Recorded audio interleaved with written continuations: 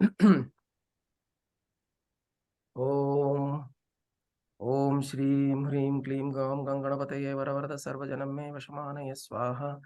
Om Shrim Hrim Klim Glam Ganganapataye Varavarada Sarvajanam Me Vashamanaya Swaha. Om Shrim Hrim Klim Glam Ganganapataye Varavarada Sarvajanam Me Vashamanaya Swaha. Om Shrim Hrim Klim Glam Ganganapataye Varavarada Sarvajanam Me Vashamanaya Swaha. Om.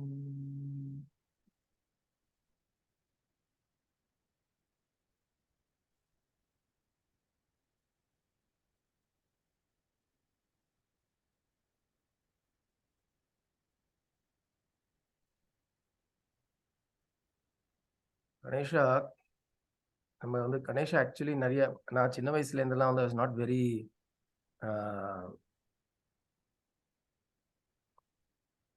there's no great affiliation to Ganesha. அந்த ஒரு சரியா ஒருத்தர் இருக்கார் அவரு அப்படின்னு இருக்கும். But as you grow old and as you do things, be it in your material activities or spiritual sadhana, you realize the importance of Ganesha. And he can அது சொல்ற மாதிரி விக்னகர்த்தா விக்னார்த்தா மாதிரி he can really become, he can manifest as this obstacle, making it difficult to move. At the same time, when we invoke him appropriately, he can become that powerful force to make you, enable you to move forward rapidly also. So it's an interesting energy. In fact, my guru says that the whole ideation, the process of ideation is Ganesha Avdimbar. When you ideate something, when you conceive an idea, that is Ganesha. The whole ability to imagine and think. Another think big, think big and then you'll achieve big. So which means the ability to conceive and think of large possibilities. See, the largest possibility that we can conceive of is becoming God. Correct? Vedantala, the largest possibility is I merge with God, I become God. A largest possibility. So adiyum conceive pandradhukku the ability or the possibility for conceiving that idea is also the grace of Ganesha. So that way, Ganesha is an important factor whenever we begin anything. So it's I've come to learn that through personal experiences, that it's an important force to reconcile with. சைட்ல நகர்த்தி வச்சுட்டு போக முடியாது. உள்ள பொறிச்ச ஓரத்துல இருக்காரு அவருன்னு சொல்லிட்டு அப்படியே போயிட்டு இருக்க முடியாது. நேரா எனக்கு வேண்டியது பெருமாள் தான், எனக்கு சிவன் தான் பார்க்கணும், எனக்கு அம்பாளை தான் பார்க்கணும். It's a force that you have to reconcile with and make sure that it enables you to even conceive such grand ideas. The idea of cosmic reality in the form of Sadashiva, Parashakti, Narayana, the conception of that idea itself is very, very difficult for the mind to comprehend. The mind cannot comprehend the scale of cosmic truths, cosmic realities. So the next line, the Rishi is saying, in the previous verse, he explained the whole process where Ganesha is this cosmic reality, which you then bring him inside you as this Atma. So he starts with Namaste Ganapataye Tvameva Pratyaksham Tattvamasi. So he is that, you're that Tattva, that cosmic consciousness, the cosmic truth. And then he ends up with saying, you are Sakshat Atma Asi Nityam. You are nothing else than this Atma which is within me. And then he goes on to say that I am speaking the truth. I am speaking Dharma. I'm speaking dharma, I'm speaking the truth.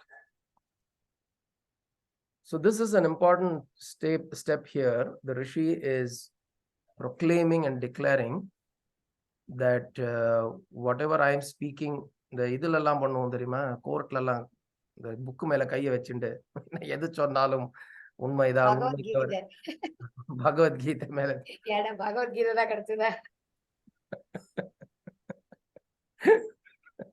இப்ப அதெல்லாம் ஒண்ணுமே கிடையாது தெரியுமா? ஒண்ணுமே கிடையாது கோர்ட்ல கிடையாது. இப்பெல்லாம் மோஸ்ட்லி எடுத்துட்டா ஐ திங்க். ஏன்னா நான் பார்த்தேன் 2-3 சீன். அதான் ஏன்னா பகவத்கீதை யார் நம்புறாங்க? Because it will become a religious thing. It will become a religious secular இருக்கணும்ங்கிறதுக்காக they may have considered not. மத்த கவர்மெண்ட் பத்தி தெரியாது, தமிழ்நாடு கவர்மெண்ட் பத்தி தெரியும். Okay. So in that, because you have to declare that, not for anybody else, it is also a reminder to oneself that that you are wanting to acknowledge that you are wanting to associate yourself with truth. So the Rishi here is saying, ṛtaṃ vacmi, satyaṃ vacmi.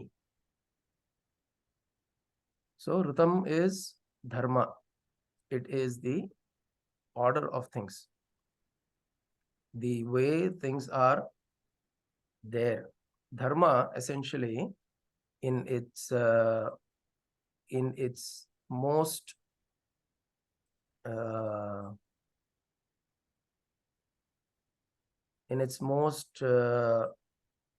basic form, it means it is the nature of things.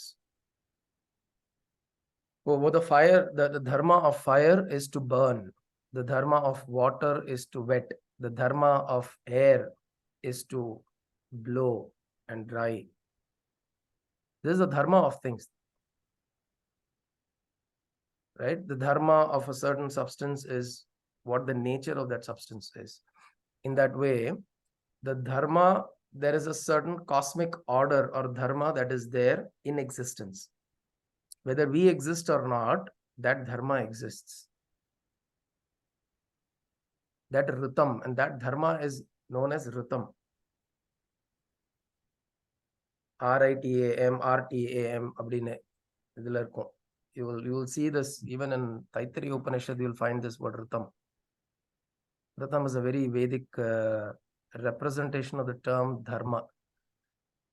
Vedasla இந்த term வந்து நிறைய நம்ம பார்ப்போம், ṛtaṃ அப்படின்னு. So ṛtaṃ essentially is dharma, which is enabling the cosmic order or enabling the things to happen the way they are happening. There is ṛtaṃ. What is ṛtaṃ? Creation, sustenance, destruction. That is ṛtaṃ. ṛtaṃ also, நம்ம இங்கிலீஷ்ல if you want to just use a very similar word, ரிதம்னு சொல்லலாம். See, there is a certain rhythm to this whole creation, right? It works in a certain fashion. It works in a certain cyclical manner. There are seasons are in cycles. Nature operates in cycles. There are things that get created, there are things that stay, there are things that get destroyed. It happens in cycles. Birth, death happens in cycles. Even within our life, a lot of things you will notice will happen in multiple cycles. You will realize this as we grow older and older. We'll say that, idhe madri, there were things that happened like this before. 10 years ago, it happened like this. 15 years ago, it happened like this. So we'll see things repeat in our lives. Even on a daily basis, we go through cycles. We feel good in the morning. We feel kind of okay during the day. In the afternoon, we feel a little lethargic. In the evening, again, we feel slightly better. There are daily cycles. And then night, we feel sleepy. We go to sleep. There are daily cycles. So this is known as rhythm or ṛtaṃ, rhythm of life. The rhythm of life. So that rhythm of life is essentially ṛtaṃ, the cosmic order. And this order, in fact, in Taoism, they follow this ṛtaṃ very, very strongly. They call it the flow. I don't know how many of you have heard of this term, the flow.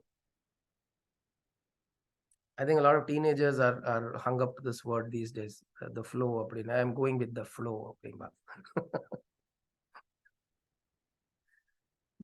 வீட்டுக்கு எப்படா வருவ சாயங்காலம்னா தெரியாது. I just go with the flow.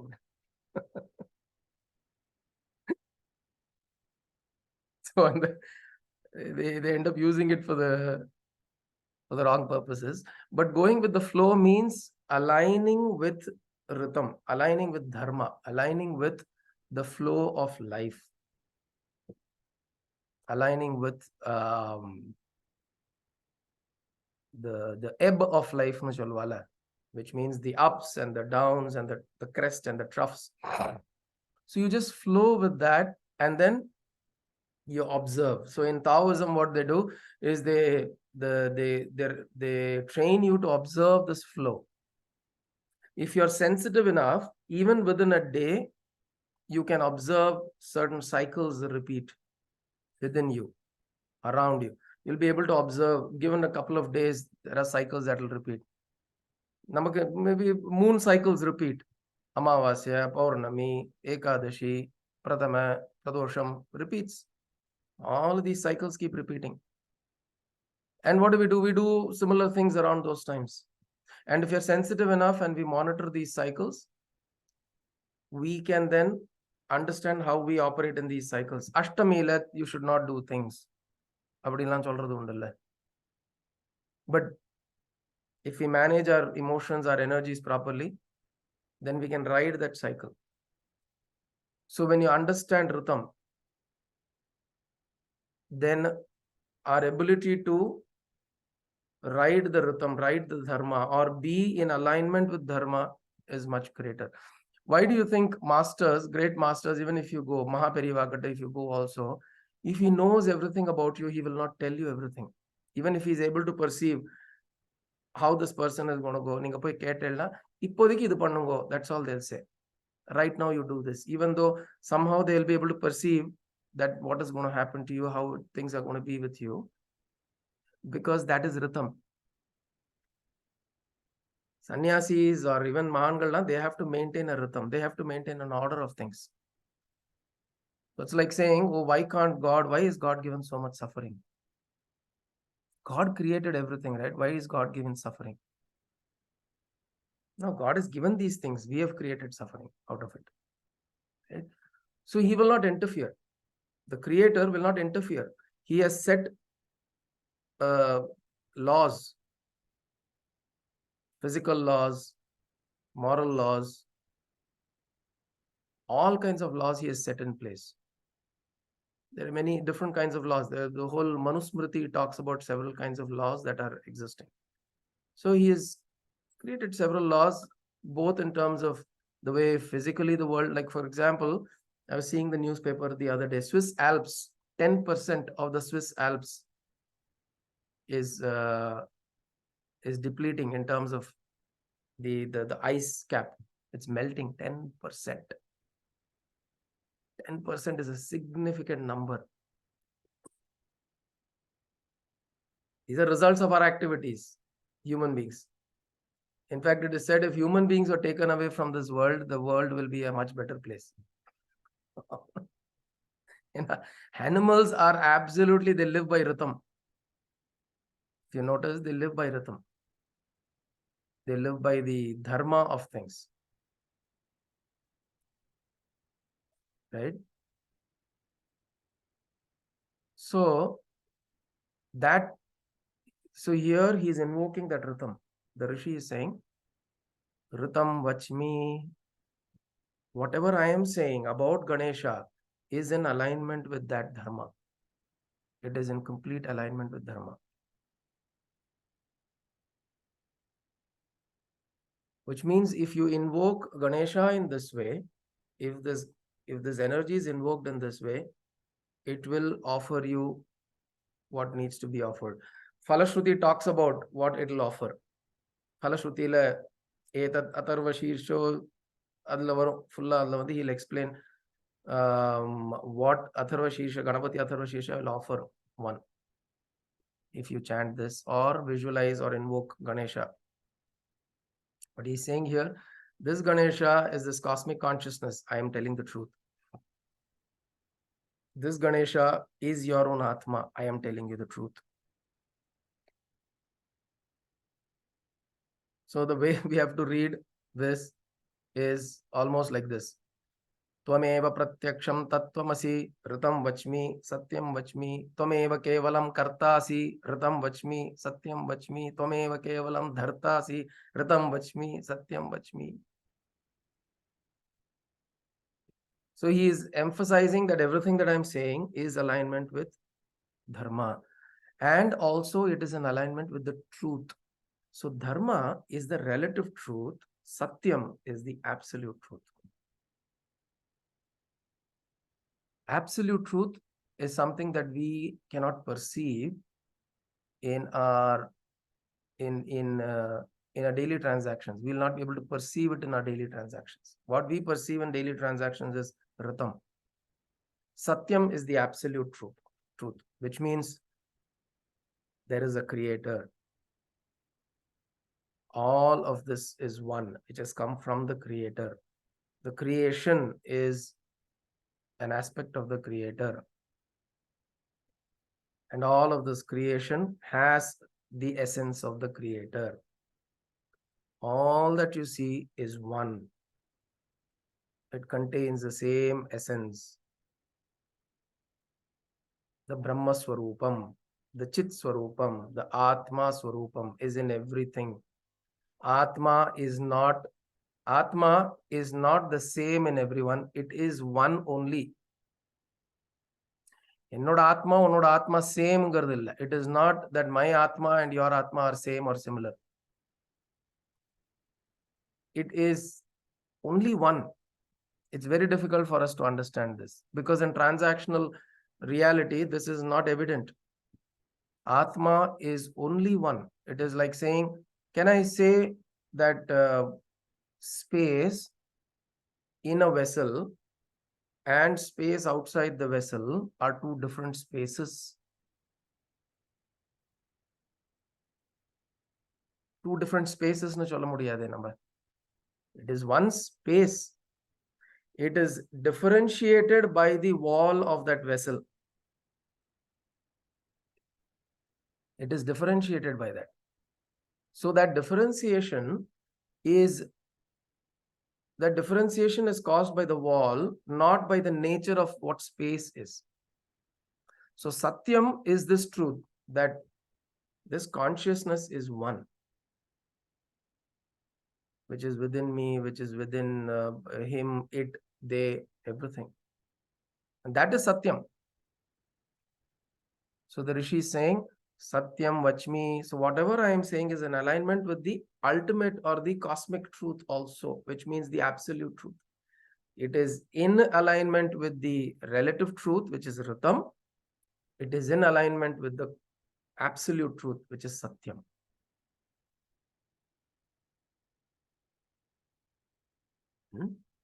ṛtaṃ vacmi, satyam vacmi. When you talk about this wall, I'm just reminded of something from that satyaṃ. Some devotee goes and says, he goes and asks something to Baba. You want to get rid of this wall. You will be able to understand, what it is. And you'll know what it is. Absolutely. It's a veil that you have drawn upon yourself. Correct. Very nice. So we will next verse we will just chant a few times and then we will go to the explanation of that. I'll just pause the recording for the time being.